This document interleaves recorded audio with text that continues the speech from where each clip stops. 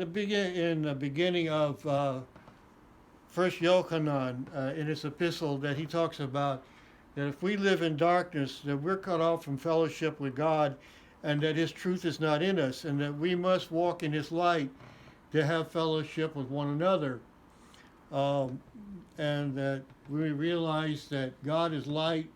John says before these two verses, verse 5, that God is light, and in Him there is no darkness at all. Nothing that is dark. The first thing he in the beginning, when he creates is light, he says, "Let there be light." And then in the temple, the light had to be on all the time.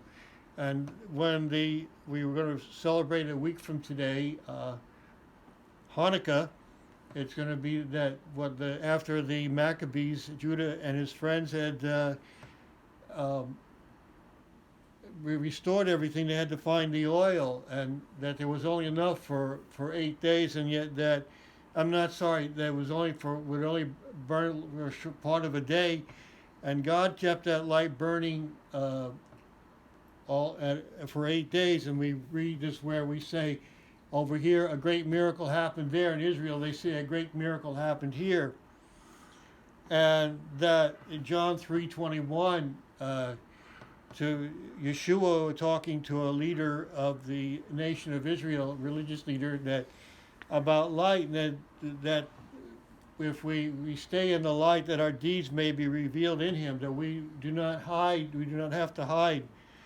And the psalmist David said, Psalm 66 verse 18, he said, "If I regard iniquity," that means if I cherish iniquity, if I harbor iniquity in my heart, God is not going to hear me. And 1 John chapter 5 verses 14 and 15, that we ask according to His will and receive that which we ask Him. We know if we are pleasing to Him, He's going to give us. And it says the same thing in the same epistle, chapter 3 and verse 22. And James 4:3 says to us that when we ask amiss, and we can't do that to ask to consume to our own pleasures, to our own lusts. As somebody would say, God will supply my need and not my greeds. And in conclusion, it says, Psalm 84 verse 11, it says, "No good thing will the Lord withhold from those who walk uprightly before Him." And I think you could make about two statements out of that nothing is good the Lord will withhold of those who are believing, those who are following Him in the truth. At the same time, it says the thing that is no good, He will keep from us. And think about that.